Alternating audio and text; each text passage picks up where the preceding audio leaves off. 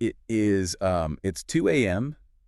The only light in the room is this cold blue glow from your phone. Yeah, we've all been there. Right, and you swipe. You see a flawlessly chiseled jawline. Swipe again. I Shoulders carved out of literal marble. Just impossible standards, one after another. Exactly. Swipe. Another perfect symmetrical face, skin that, I swear, doesn't even have pores. And suddenly your brain is just hijacked. Hijacked by a relentless parade of genetic anomalies. Yes. And you look in your own mirror, and suddenly your face just feels completely inadequate. Welcome to the Deep Dive. Glad to be here. Today we are unpacking a rapidly growing, honestly highly dangerous internet phenomenon. It is fundamentally reshaping how young men, in particular, view themselves and their bodies. It really is. It's a phenomenon that takes this very natural human desire for self-improvement and just, well, it warps it entirely through the lens of algorithmic perfection. Right, it's like a funhouse mirror. Exactly. We are looking at a landscape where the boundary between virtual reality and actual biological reality has completely collapsed. And that collapse is having real physical consequences for people. We've been looking through a mountain of sources, medical warnings, psychological profiles, and some truly horrifying dispatch reports from reconstructive surgeons. The stuff they are seeing in emergency rooms right now is wild. It's unbelievable. So the goal today for our deep dive is to pull this all apart. We need to figure out where the healthy reality of taking care of yourself ends and where these incredibly dangerous, sometimes irreversible illusions begin. Let's do it. The internet has actually given this trend a name. It's called Lookmaxxing. Which, just right off the bat, sounds incredibly dystopian, doesn't it? Oh, completely. Like, it sounds like a term from a cyberpunk novel, not a standard health and wellness routine. I know, right? The term itself actually comes from video game culture. If you play role-playing games, you probably know the concept of min-maxing. Oh, sure. Where you minimize your weaknesses and maximize your strengths. Exactly. You put all your stat points into, like, strength and charisma, and you just dump your intelligence stat to 0, all to build this ultimate, highly specialized character. And I mean, that is a perfectly fine strategy if you're building a digital elf. Right. A digital elf doesn't have real consequences. But applying that cold, gamified, numerical logic to a human being, especially a growing, developing young man, it represents a really profound psychological shift. How so? Like, what does it change mentally? Well, it takes the organic process of growing up, finding your personal style, learning to care for your physical health, and it turns it into a math problem that literally must be solved at all costs. I see what you mean, but I do want to be fair here, because when you first start looking into the foundational advice of this Lookmaxxing community, it's not inherently evil. No, not at all. Like, if you just glance at the surface, a lot of it is just basic hygiene. I was reading through some of these forums, and the entry-level advice is things like establish a good skincare routine. Right, use a daily moisturizer. Yeah. Get 8 hours of sleep, exercise regularly, maybe get a haircut that actually fits the shape of your face. Which is all incredibly positive advice. For a lot of young men who maybe, didn't have a mentor to teach them these basic life skills, finding an online community that encourages them can be great. It's like a support group for basic self-care. Exactly. It encourages them to eat right, drink water, take pride in their appearance. It can be a massive boost to their self-esteem. A healthy on-ramp to fitness, basically. Yeah, exactly. Wait, hold on, though. Let's unpack this for a second. Getting a haircut, hitting the gym, buying a shirt that fits. This sounds like standard advice you get from your grandfather. Stand up straight, comb your hair. Wash your face, right?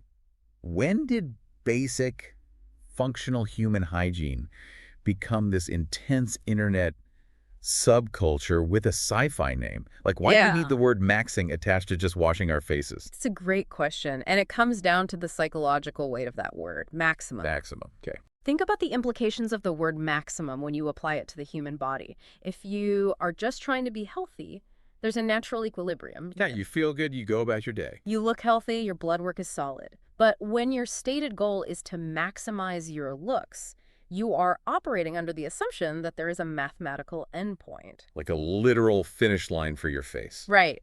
A ceiling of absolute perfection that you must hit. And, even more dangerously, they believe it's a ceiling they can hit if they just try hard enough. Because if there's a maximum, that implies that anything less than maximum is a failure. Exactly. You aren't just trying to look nice for a date anymore. You are trying to reach a theoretical peak. And it stops being about looking good and starts being about Well, eliminating every single perceived millimeter of imperfection. Yeah. Historically, men were judged on a whole variety of metrics, their skills, their ability to provide, their character, their standing in the community. But social media doesn't care about any of that. Not at all. Social media is highly visual. It strips away all of that context and leaves only the visual data. So you just have these young guys flooded with these perfect archetypes. Right, which forces this constant, highly concentrated, and incredibly unhealthy comparison. It's like they're looking into a mirror, but the mirror is reflecting millions of other people back at them. And all those other people look like professional models who just, won the genetic lottery. And if that gamified mirror tells you that you're a 4 out of 10, well, the Lookmaxxing mindset tells you that you must do whatever it takes to become a 9 or a 10. Wherever it takes. Whatever it takes.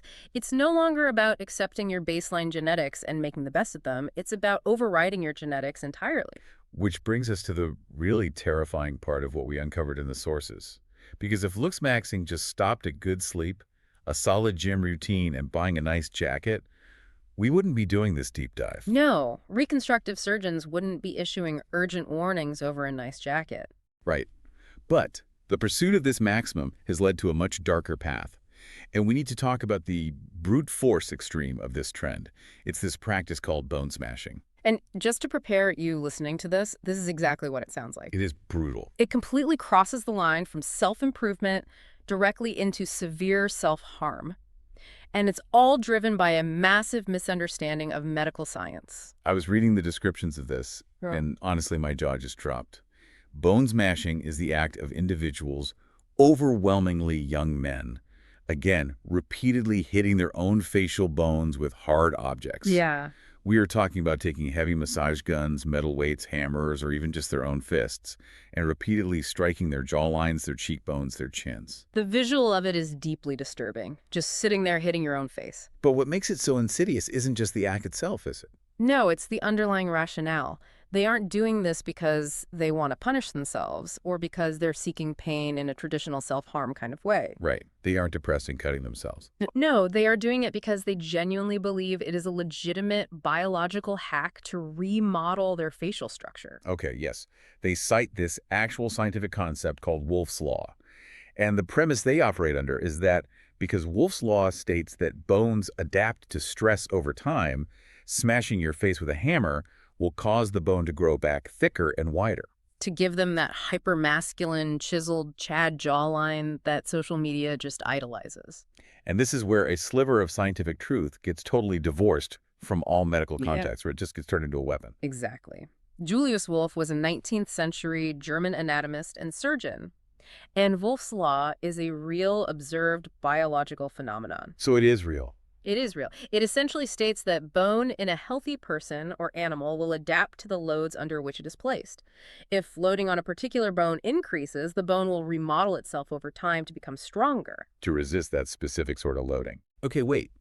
If the law is real and bone does adapt to stress, why doesn't hitting it work? I mean, isn't blunt impact a form of stress? Martial artists condition their shins by kicking heavy bags, don't they? That's a great question, and it really gets to the core of how misunderstood human biology is on these forums. Wolff's Law applies to manageable, repetitive microstress over long periods of time. Microstress. Okay. Think about the impact of running on your leg bones or lifting weights on your spine and arms. When you run, the repetitive weight-bearing stress on your tibia causes tiny microarchitectural changes. Like microscopic wear and tear. Yes.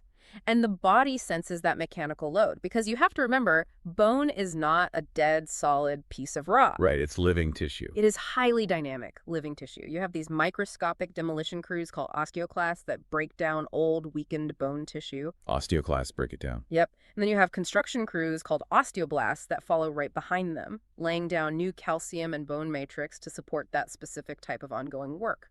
Oh, wow. So they work as a team. Exactly. But it is a slow, highly regulated cellular process. It is not a response to acute blunt force trauma to fragile structures. Okay, that makes total sense. Trying to apply Wolff's Law by hitting your face with a blunt object is completely absurd. It's it's like thinking you can upgrade your smartphone's processor by repeatedly hitting the screen with a wrench. That is a perfect way to visualize it. You aren't teaching the hardware to be stronger, you are just destroying the hardware. Just smashing it to pieces. Yeah. And the medical reality, as outlined by these horrified facial reconstructive surgeons we've been reading about, is catastrophic. It's awful because the facial bones are not thick, dense, weight-bearing bones like your legs or your shins. They aren't meant to take impacts. No. The zygomatic arch, your cheekbone or your mandible, your jaw, they are relatively delicate. They are highly complex honeycomb structures designed to protect your eyes, protect your airway, and house this incredible network of nerves. So what actually happens under the skin when someone takes a metal weight or a massage gun and strikes their own cheekbone? I mean, if the osteoblasts aren't building a superhero jawline, what is the body doing? Well, you cause immediate microfractures, which can very easily turn into major structural fractures. To just break your own face. Basically, yeah. When you strike those delicate bones, you aren't stimulating healthy remodeling. You are violently breaking the scaffolding. You cause severe swelling, and you cause hematomas. What's a hematoma again? They are massive pools of blood trapped under the skin, and they can become severely infected. Oh, gross. And bone doesn't just heal in a perfectly aesthetic, symmetrical, chiseled line when you break it like that, does it? Not at all. When bone is violently broken or repeatedly fractured through blunt trauma, it heals irregularly. It forms a callus that is often messy and chaotic. So it's bumpy. Yeah, you can develop bone spurs, asymmetrical lumps, thick, uneven calcifications.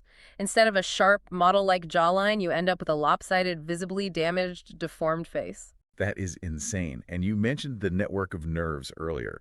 I was reading about the nerve damage associated with this, and it sounded like an absolute nightmare. It is a nightmare. If someone is taking a massage gun to their jaw, what exactly are they hitting underneath the bone? Your face is meticulously wired with the trigeminal nerve and the facial nerve. These dictate your ability to feel sensation. Like feeling a breeze in your cheek. Right. Or the temperature of your food. Exactly. And they control your ability to move your facial muscles, to blink, to smile, to chew. And these nerves run through the bones. Yes, they run through very small canals in your facial bones. So if you smash the bone housing these nerves, you can crush or completely sever the nerve endings. Meaning you lose feeling. Just completely. You could end up with permanent numbness in half of your face.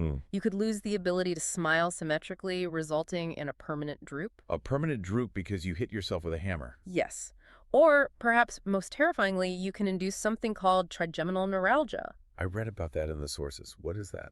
It is a chronic, lifelong pain condition where even the slightest stimulation, brushing your teeth, a gust of wind feels like a literal electric shock shooting across your face. Oh my God. It is considered one of the most painful conditions known to medicine. It is such a tragic irony. Yeah. In this desperate, gamified attempt to look perfect and maximize their attractiveness, these individuals are causing irreversible injuries. Irreversible. They're setting themselves up for major reconstructive surgery, if the damage can even be fixed at all.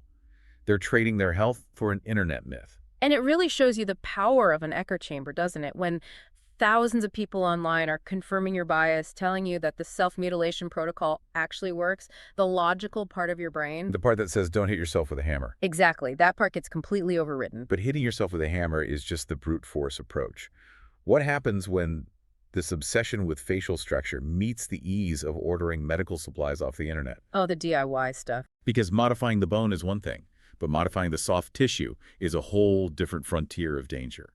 We aren't just talking about bruised bones anymore. You get people playing amateur surgeon in their own bathrooms. And this is arguably even more dangerous because it carries the illusion of being clinical and safe. Right. It feels medical. We are talking about the alarming rise in at-home DIY cosmetic injectables. I could hardly believe this when I read it in the sources. People are going online, bypassing dermatology clinics entirely, and buying injectable products that claim to be or claim to mimic professional treatments. Like Botox or dermal fillers, hyaluronic acid. Right. And then they are sitting in front of their bathroom mirrors, watching a tutorial on their phone, and injecting these chemicals directly into their own faces to change their lip shape, their jawlines, or their cheeks. The accessibility is what is so frightening here. In the past, the barrier to entry for cosmetic alteration was incredibly high. You needed a lot of money. significant disposable income, and you had to go to a specialized medical doctor. Now, the internet has essentially created a gray market of unregulated aesthetic medical supplies delivered right to your front door in a cardboard box. But I don't understand the leap in logic. I mean, I can watch a video of someone flying a helicopter, but I'm not going to order a helicopter and try to fly it myself. No, probably not. How does someone convince themselves they can safely inject unknown, possibly unsterilized chemicals into their face without a single day of medical school? Make it make sense. It comes back to the illusion of simplicity created by social media. When you watch a 15-second video of a professional dermatologist doing a filler injection, the video is edited to look effortless. Just a little pinch, a push of the plunger, and boom, the jawline is suddenly sharper. Exactly. The video cuts out the 4 years of medical school, the residency, the deep understanding of fluid dynamics in the tissue, The sterilization protocols. the emergency response training. The viewer just sees a simple equation needle goes in, beauty comes out. Right. They see it as practically identical to applying makeup, or just Right. makeup that goes under the skin. But the reality of human facial anatomy is anything but simple. I was looking at the anatomical diagrams of the face in the medical sources, and it looks like a wiring diagram for a supercomputer. That is a brilliant comparison. The human face is a dense, intricate, three-dimensional minefield. A minefield. It is not just an empty balloon that you can pump full of gel to make it bigger. It is composed of highly distinct, microscopic layers: skin, superficial fat, muscle, deep fat pads, and bone. And blood vessels, right? Yes, woven through all of those layers is a vascular network of arteries and veins that keep your face alive. So when someone is injecting a gray market substance they bought on the internet, what are the immediate risks? I mean, just the infection risk alone has to be staggering. You're basically inviting bacteria directly into your tissue. Absolutely. The risk of sepsis is incredibly high. Bathroom mirrors are not sterile environments. Yeah. But even if we pretend the substance is perfectly sterile, the physical placement of the needle is a game of microscopic roulette. If you inject a filler into the wrong tissue plane, say too superficially reseccusion, you can cause permanent granulomas. Granulomas, what are those? They are hard, visible, pebble-like lumps of inflamed tissue trapped under the skin, and they have to be surgically excised. Cut out with a scalpel. Wow. Yeah. But there was one detail in the medical warnings that absolutely chilled me to the bone. They highlighted a consequence that is rare, but entirely possible. Blocked blood vessels leading to irreversible blindness. Yes. I need you to explain this to me. How does injecting filler into your jawline or your nose lead to your eyes shutting down? It's a terrifying mechanism, and it highlights just how interconnected our anatomy is. You have to think of the blood vessels in your face like a highly pressurized highway system. Okay, a pressurized highway. Got it. You have main arteries, like the facial artery and the angular artery, pumping oxygen-rich blood from your heart up through your neck and into the skin and tissues of your face. So it's flowing upward. Yes. When an untrained person pushes a needle into their face, they are flying completely blind. They cannot see the arteries under the skin. Right, obviously. If that needle accidentally pierces the wall of an artery and they push the plunger, they are now injecting a thick, viscous, gel-like filler directly into the bloodstream. So they just dropped a massive boulder into the middle of the highway. Exactly. It causes what is called a vascular occlusion. The filler instantly blocks the flow of blood. Everything downstream of that blockage is now starved of oxygen. If it happens in the cheek or the nose, within hours, the skin turns pale, then a mottled purple, and then black. It dies. It is tissue necrosis. The skin literally dies and rots on the face, requiring surgical debridement and skin grafts to fix. Just dying tissue right on the front of your face. That is horrific, but how does that reach the eye? How do they go blind? Because the arterial highways in the face connect directly to the ophthalmic artery. That is the artery that supplies blood to your eye. Oh, I see where this is going. When you inject filler into an artery under high pressure, the pressure from the syringe can actually be stronger than your blood pressure. Wait, really? Yes. So the filler is forced backward. It's called retrograde flow. It goes backward up the facial artery and into the ophthalmic artery. It travels the wrong way down a one-way street. Yes. And the second the person stops pushing the syringe and the pressure releases, the normal blood flow resumes. And it pushes it forward. It shoots that plug of filler forward directly into the retinal artery, blocking it completely. The retina is instantly starved of oxygen, and the cells of the retina are incredibly fragile. So how long do they have? In a matter of minutes, often before the person even realizes what has happened, they are permanently, irreversibly blind in that eye. There is no fixing it. Over a DIY jawline touch-up, they lose their sight permanently because they wanted their chin to look a millimeter wider for a selfie. Yes. This is why the golden rule from every single board-certified dermatologist and plastic surgeon is so absolute. Cosmetic treatments must, without exception, be performed by qualified medical professionals. Because they know what to do if things go wrong. Exactly. A doctor knows exactly where those vascular danger zones are. And more importantly, if they accidentally inject into a vessel, which, by the way, can happen even to the best doctors, they immediately recognize the blanching of the skin. So what do? They have an enzyme called hyaluronidase drawn up and ready to inject into the area.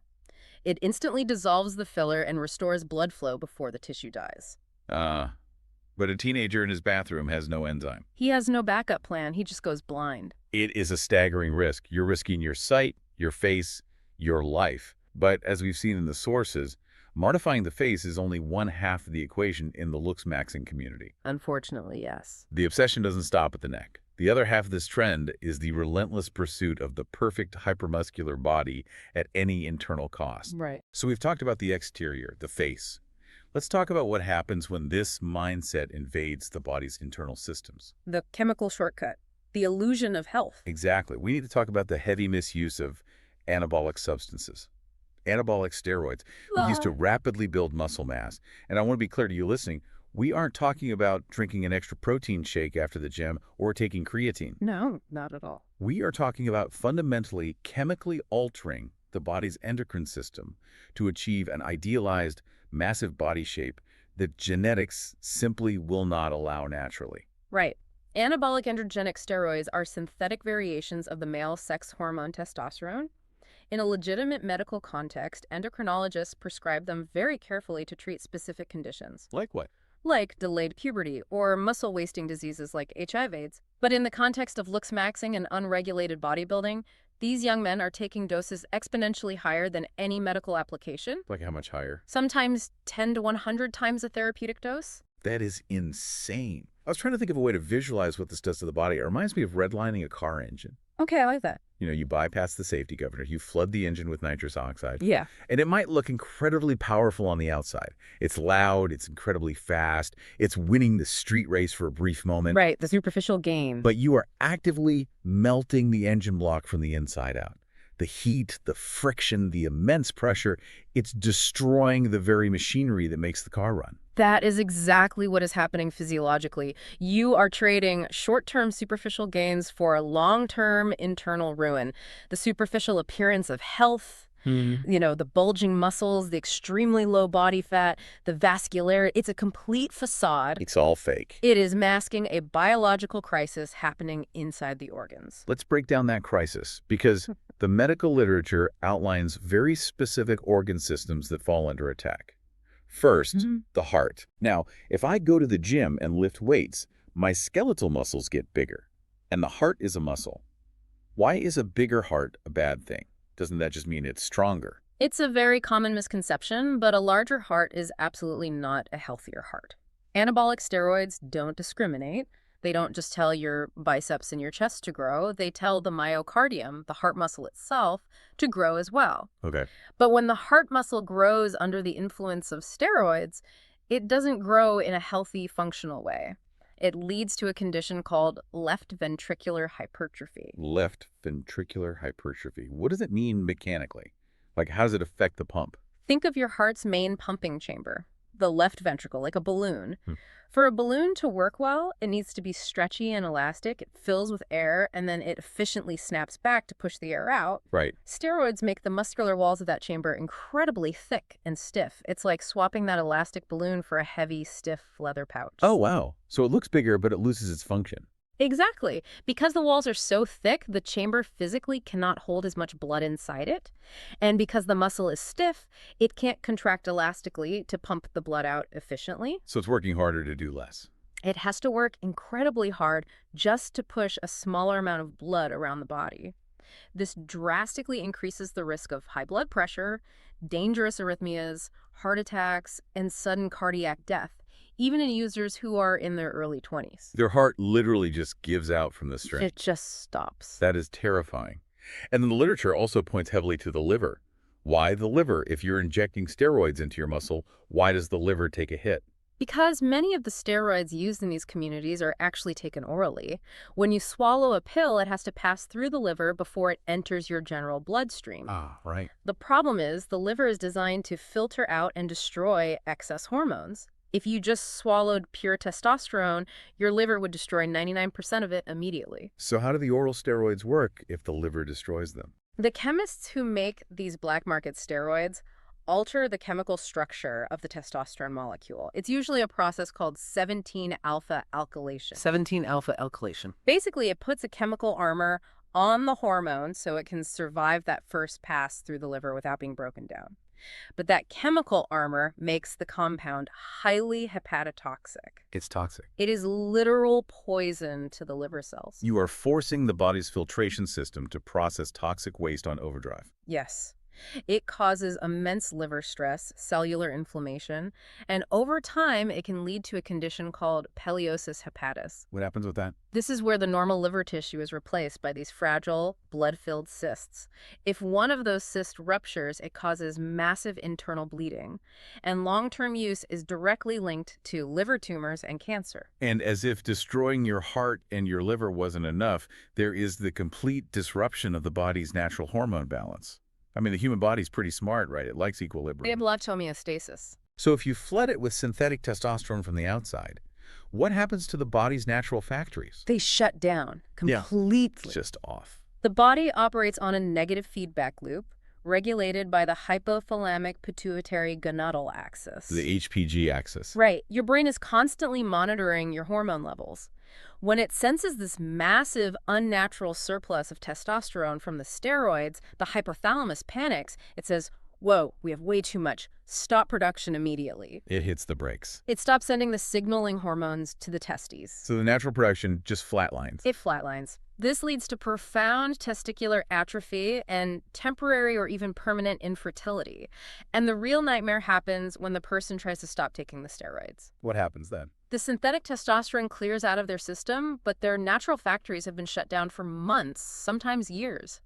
Their body is producing zero natural testosterone. Oh, man. They experience extreme hormonal crashes. They lose all their energy, they lose the muscle they built, and they plunge into severe depression. Which feeds directly into the mental toll. Because it's not just physical. The psychological impact of these substances is profound.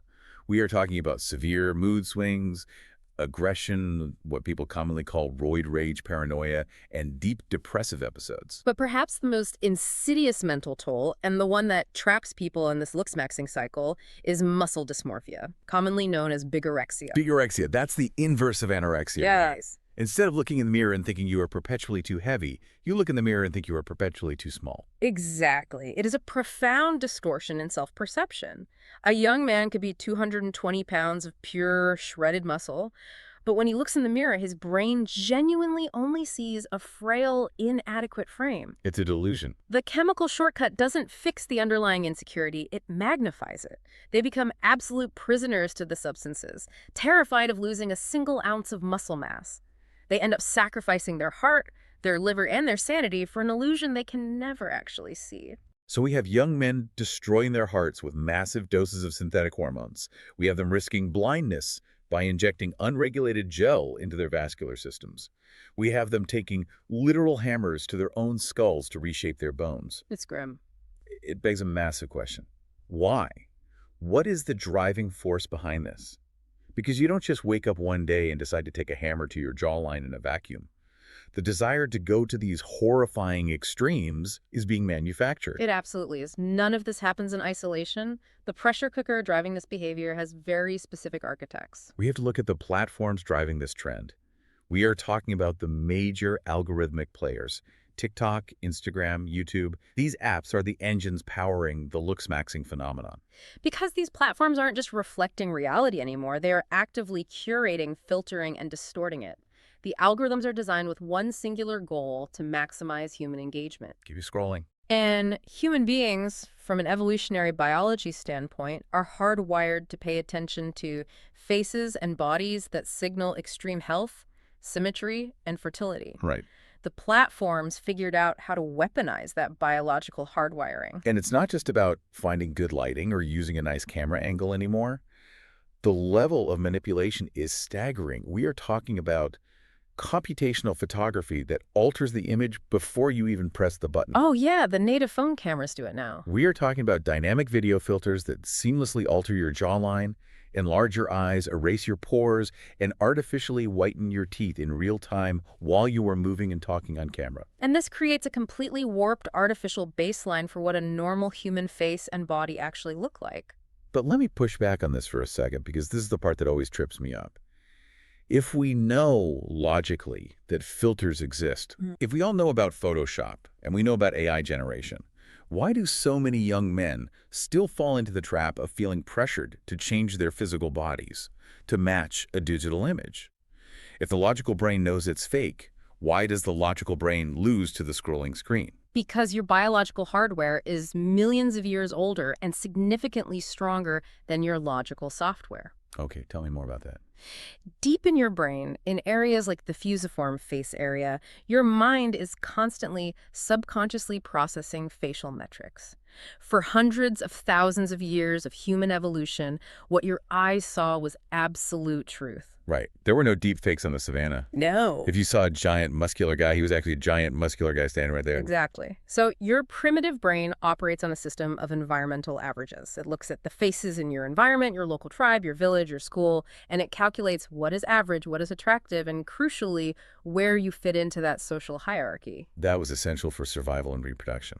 But now, your village isn't 100 people in your hometown. Your village is TikTok. Yes. And the algorithm filters out all the average faces. It doesn't show you the normal people with asymmetrical jaws or acne. It only serves you the top 0.01% of genetic outliers globally. And then it artificially enhances those outliers on top of that with filters. So your primitive brain's internal baseline of what is average gets dragged astronomically high. Your modern logical brain might be sitting there saying, hey, that guy is using a jawline filter. But your primitive brain is screaming, emergency. Everyone in our tribe is a perfect glowing god, and I am a genetic failure. I must fix this immediately or I will be cast out of the tribe. Wow. The human brain simply struggles to differentiate between a digital illusion and biological reality when it is exposed to it constantly for hours a day. It is an overwhelming psychological assault on your self-worth. It's like being fed a diet of pure, highly refined sugar for years, and then being expected to enjoy the subtle sweetness of a piece of broccoli. Your dopamine receptors are blown out. The expectation of beauty is entirely artificial. And the influencers who are driving this trend, many of them are fully consciously participating in the illusion. Oh, absolutely. They claim their massive steroid-built physiques are just the result of hard work, cold showers, and drinking lots of milk. The chicken and broccoli diet. Right. They claim their surgically or digitally altered jawlines are from chewing special mastic gum or doing facial exercises. They sell the disease of insecurity to their audience, and then they turn around and sell the fake cure in the form of supplements or workout programs. It's a perfectly closed loop of insecurity and monetization. The algorithm makes you feel inadequate. The influencer offers a fake solution. You try the fake solution. You fail because it's biologically impossible. You feel worse, and you keep scrolling. That is exactly how it works. So, if the internet is giving us a completely distorted map, if the compass is broken, how do we find our way back to reality? How does someone stuck in this Lookmaxxing loop break out of it? We have to return to the fundamentals. Because the answer isn't to just give up on yourself. The answer is to redefine what physical improvement actually means in the real world away from the screen. And I want to make something very clear right here, right now, directly to you listening, because if you've ever felt this pressure, you are not alone. Wanting to improve your appearance is a completely normal, natural, deeply human desire. It is. There is absolutely no shame in wanting to look good, wanting to feel attractive, or wanting to present yourself well to the world. It is a sign of self-respect. Exactly. The initial impulse behind Lookmaxxing, the desire to grow, to improve, to be your best self, is a profoundly positive instinct. The problem isn't the destination they are aiming for, it's the vehicle they are using to try and get there. So what does the vehicle of actual sustainable improvement look like? Because the doctors, the psychologists, the experts we've been reading, they are entirely unified on this prescription. Health must always come first. Always. If a beauty trend costs you your health, If it requires a hammer or a black market syringe, it is a lie. We have to joyfully champion the simple biological habits that actually work. And they aren't secret biohacks. They just aren't as instantly gratifying as pushing a needle into your face or swallowing a pill. Let's talk about the power of the actual basics. Mm. Let's talk about regular exercise, real exercise. Not destroying your joints or your heart to look like a Marvel superhero in 3 weeks, but actually moving your body consistently. Regular cardiovascular and resistance training fundamentally changes your biology. It improves your circulation. It literally changes the blood flow to your skin, bringing oxygen and nutrients to the surface, which gives you a natural vitality that no filter can replicate. A real glow. It improves your bone density the right way, through Wolff's Law functioning as intended via weight-bearing stress, and it improves your posture. Posture is huge. Just strengthening your core, standing up straight with your shoulders back, it completely changes how your clothes fit and how your face and jawline are presented to the world. What about nutrition? Because the Lookmaxxing forums talk about weird, restrictive diets. What does balanced nutrition actually do for your appearance? What you eat literally builds the cells of your face and body. Hydration, eating whole foods, getting adequate vitamins, these things reduce systemic inflammation in the body. Like getting rid of the puffiness. Exactly. You know that puffiness in the face that people try to fix with bone smashing or facial contouring surgery? A lot of times that bloated look is just chronic inflammation from a terrible diet, high sodium, and lack of sleep. Speaking of which, sleep. The ultimate undefeated life hack that no one wants to accept because it requires actually turning off the phone and closing TikTok. Sleep is the foundation of everything. It is when your body releases human growth hormone naturally. It is when cellular repair happens. It regulates cortisol, which is your primary stress hormone. And high cortisol is bad, right? Chronically high cortisol directly affects how your body stores visceral fat, and it actively breaks down the collagen in your skin, making you look older and more tired. If you aren't sleeping 7 to 8 high-quality hours a night, going through deep REM cycles, no amount of expensive skincare or extreme biohacking is going to save you. And basic grooming. Taking pride in your daily hygiene, finding a haircut that makes you feel confident, wearing clothes that fit your actual body right now, not the body you wish you had.